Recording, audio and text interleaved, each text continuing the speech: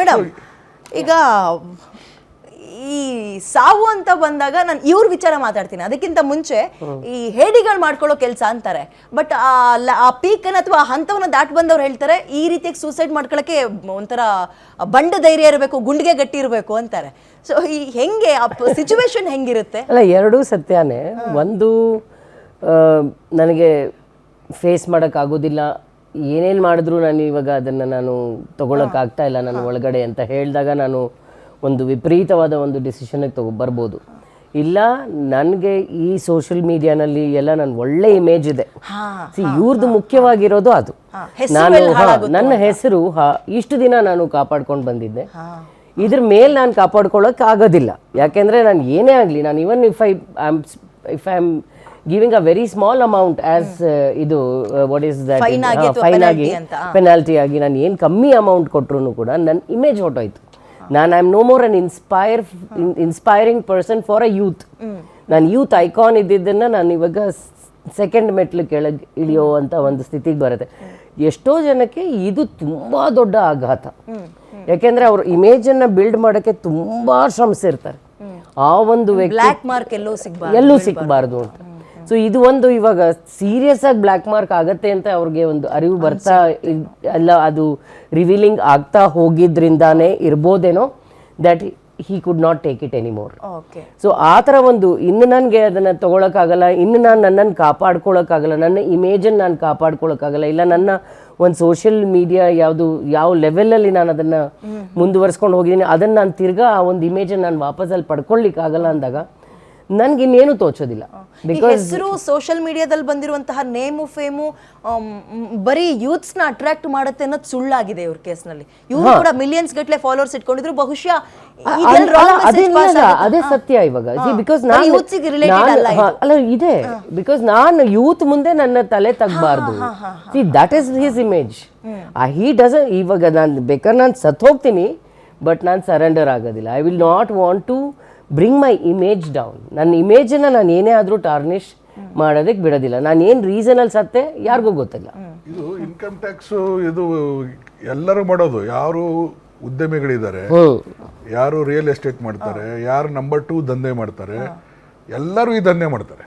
Income tax ಉಳಿಸ್ಲಿಕ್ಕೆ ಎಲ್ಲ chartered accountant ಅವರೇ ಹೇಳಿ ಕೊಡ್ತಾರೆ, ಹಿಂಗ್ ಮಾಡು ಹಾಂಗ್ ಮಾಡು ಹಿಂಗ್ ಮಾಡು ಅಂತ ಕಲ್ಸೋರೆ ಅವರು ಹೇಗೆ ಉಳಿತಾಯ ಮಾಡೋದು. ಅದಕ್ಕೊಂದು ರೀಸನ್ ಇದೆ.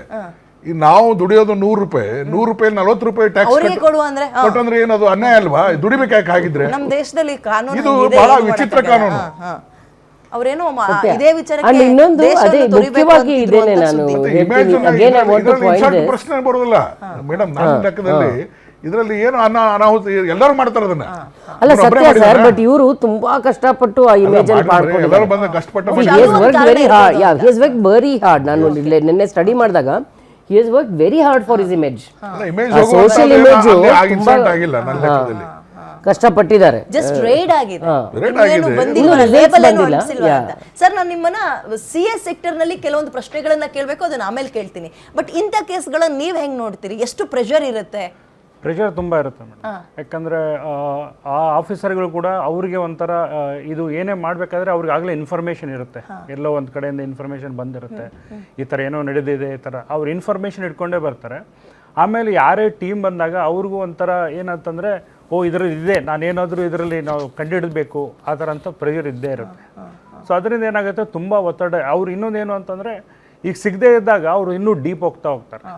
ಆ ಥರ ಎಲ್ಲ ಸಿಂಪಲ್ ಆಗಿ ಹಿಂಗೆ ಅಂತ ಜನಕ್ಕೆ ಅರ್ಥ ಮಾಡ್ಸೋಂಗೆ ಹೇಳ್ಬೋದಾ ಸರ್? ಈಗ ಎಕ್ಸಾಂಪಲ್ ಈಗ ಬಿಟ್ಟಾಕೋಣ, ಹಿಂದೆ ಎಲ್ಲ ಟ್ರಾಫಿಕ್ ಪೊಲೀಸರು ಅವ್ರು ಕೇಳಿದನ್ನೆಲ್ಲ ತೋರಿಸಿದ್ರು, ಇನ್ನೂ ಪದೇ ಅದನ್ನ ತೋರಿಸು, ಇದನ್ನ ಕೊಡು ಅನ್ನೋರಂತೆ. ಲಾಕ್ ಮಾಡಕ್ಕೆ ಏನಾದ್ರೂ ಪರವಾಗಿಲ್ಲ, ಅವನ ಹತ್ರ ಇಷ್ಟು ವಸೂಲಿ ಮಾಡಿ ಕಳಿಸ್ಬೇಕು ಅಂತ ಕೆಲವೊಬ್ರು ಎಲ್ಲರ ಬಗ್ಗೆ ಹೇಳ್ತಾ ಇಲ್ಲ. ಆ ಥರ ಇರ್ಬೋದಾ? ಆ ಥರ ಇರುತ್ತೆ ಮೇಡಮ್. ಯಾಕಂತಂದ್ರೆ ಒಂದು ರೈಡಿಗೆ ಅಂತ ಬಂದಾಗ ಅವ್ರಿಗೆ ಸಿಕ್ಕಾಪಟ್ಟು ಅವ್ರಿಗೂ ಒತ್ತಡ ತುಂಬಾ ಇರುತ್ತೆ ಮೇಲೆ ಹೈಯರ್ ಆಫೀಸರ್ಗಳಿಂದ. ಯಾಕಂದ್ರೆ ಒಂದು ಯಾವುದೋ ಒಂದು ಇನ್ಫಾರ್ಮೇಶನ್ ಇಟ್ಕೊಂಡೇ ಬಂದಿರ್ತಾರೆ. ಆ ಈಗ ಪ್ರಾಬ್ಲಮ್ ನಾರ್ಮಲಿ ಏನಾಗುತ್ತೆ ಅಂದ್ರೆ, ಈ ಹೈ ವ್ಯಾಲ್ಯೂ ಟ್ರಾನ್ಸಾಕ್ಷನ್ ಆದಾಗ ಆ ಥರ ಇದ್ದಾಗ ಅವ್ರಿಗೆ ಸೋರ್ಸ್ ಇದ್ದಾಗ ಏನು ಧೈರ್ಯವಾಗೇ ಇರ್ತಾರೆ, ಬಟ್ ಆದರೂ ಸ್ವಲ್ಪ ಮೆಂಟಲ್ ಟಾರ್ಚರ್ ಇದ್ದೇ ಇರ್ತಾರೆ. ಇದು ಇನ್ನೊಂದು ಏನಂದ್ರೆ, ಒಂದು ರೈಡ್ ಸ್ಟಾರ್ಟ್ ಆದಾಗ ಅವರು ನಿಮ್ಮ ಮನೇಲೇ ಇರ್ತಾರೆ ಅಥವಾ ಆಫೀಸಲ್ಲೇ ಇರ್ತಾರೆ, ಆ ರೈಡ್ ಮುಗಿಯೋವರೆಗೂ ಹೋಗಲ್ಲ. ಹೌದು, ಅದು ನಿಮ್ಗೆ ಪ್ರೈವಸಿನೇ ಇರಲ್ಲ, ನೀವು ಏನು ಮಾಡೋಕ್ಕೂ ಇರಲ್ಲ, ನಿಮ್ಮ ಫ್ಯಾಮಿಲಿ ಮೆಂಬರ್ ಹಂಚ್ಕೊಳ್ತಾರೆ.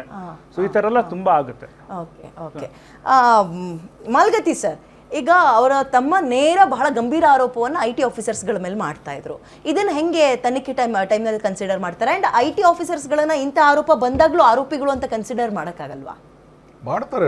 ಅಚ್ಚಿಗೆ ಟಾರ್ಚರ್ ಮಾಡಿದ್ರೆ ಈ ತರ ಸುಸೈಡ್ ಮಾಡ್ಕೊಂಡ್ರೆ ಮತ್ತೆ ಅವ್ರನ್ನ ಅವ್ರು ಆರೋಪಿ ಅಂತ is also ಕನ್ಸಿಡರ್ responsible. ಮಾಡ್ಬೋದಲ್ವಾ? ಹಾ ಹಾ ಹಾ.